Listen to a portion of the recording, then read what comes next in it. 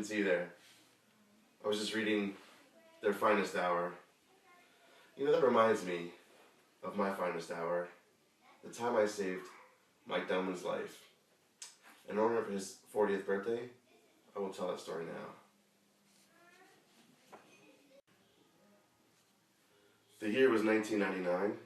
A group of guys went down to the Outer Banks for some fishing and some drinking. Once the fishing was over, the drinking began, and I would say quite a high number of alcoholic beverages were consumed. And it was about 11 p.m., maybe midnight, when Mike Domin had the bright idea to go down to the beach and go swimming. All the other guys declined because they were passed out or throwing up, and I accepted the challenge.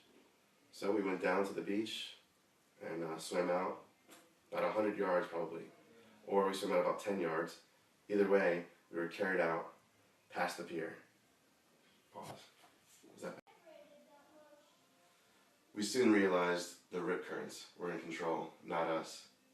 And after 15 beers, wouldn't you know, Mike Domin is not a strong swimmer. But I promised to get him home safely, and that's just what I was going to do.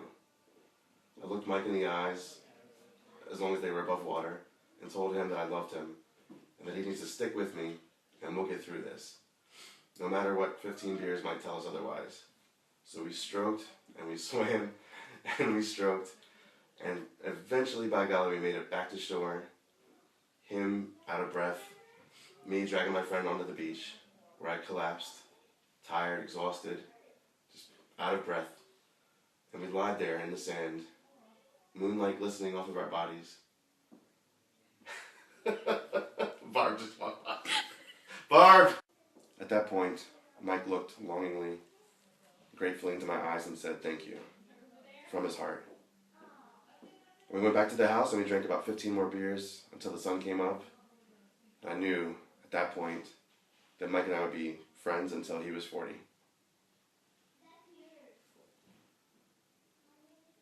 Why are you taking so long? Now, my understanding is that Dave Brown will be telling a story about how he saved Domin from getting 2 felonies in a single night of drinking. And I just want you all to know that if it weren't for me, Mike Domin wouldn't be alive to have committed those crimes. Happy birthday, Mike D. Love you, man. My bow tie on straight? Good? Perfect. This is my video for Mike Domin and his 40th birthday. It'll be an interview consisting of questions about Mike Domin's life and some of his friends. First question is a funny story about Mike Domin.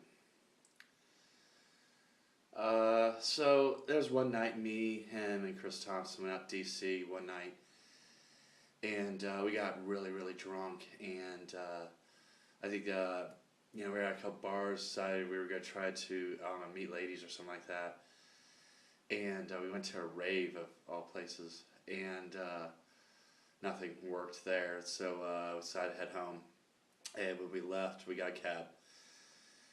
We got the cab, me and Domin got in the back seat, and Chris got in the passenger seat. I looked at the cab driver and said, "Oh, you're my boy for picking us up." Cab driver didn't like that very much. He said, "I'm not your boy, and I don't appreciate you saying that." Domin, being hammered, said, "We're paying you so he could say whatever he wants to you." The cab driver didn't like this too much, so he stopped the cab, got out, and opened Domin's door in order to fight him. Chris then got out of his passenger side and then came on over to help out the situation. The cab driver realized that this was going to be an issue, so he ran across the street. And there happened to be 2 cops there in their cop cars. So Chris and the cab driver over there talking to the cops. Domin didn't want to wait for the outcome. So he wanted to go home. So he got out and got in the driver's side, getting ready to take the cab home. I realized that this might be an issue, so I got out, and before he could shut the door, I kept it open and pulled him out of the cab. I actually had saved Domin from Grand Theft Auto and DUI at the same time. Chris Thompson. What can you say about the man? Smallest dick I ever saw in a man. Kim Thompson. So Kim, before or relating to her and Chris, before Chris started dating Kim, she had only dated black men in her life. Chris, knowing this and trying to court her, tried to tell her that his mom was black. Therefore, he indeed was half black. So one night, me and Chris had gone over to Ruby Tuesdays at Pegasus Mall, and we saw an older black female there. Proceeded to take a picture.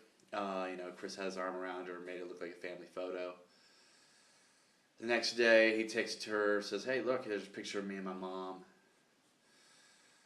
She loved it, and the rest is history.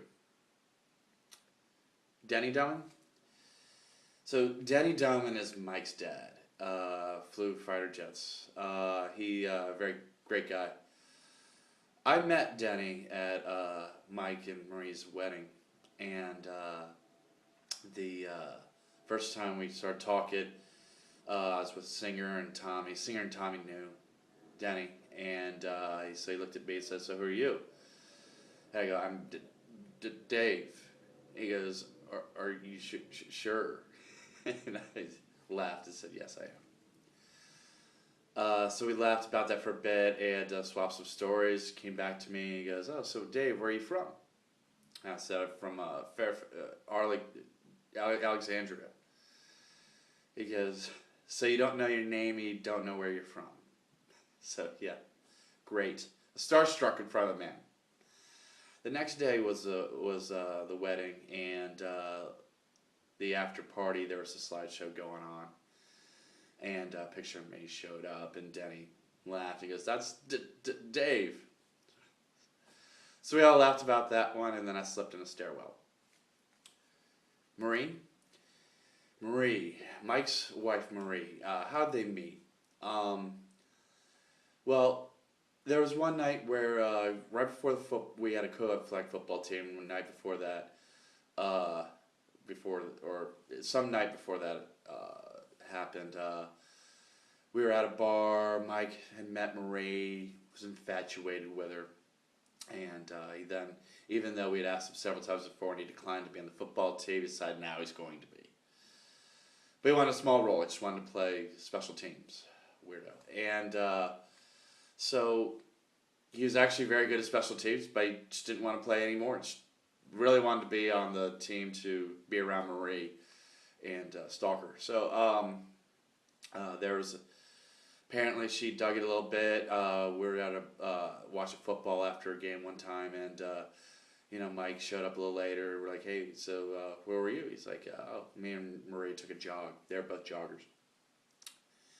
And Chris was like, "Oh, what happened?" Dom's like, "We jogged about 5 miles ago." And we got some water together afterwards, talked a bit. And we talked about doing it again. And Chris said, "And?"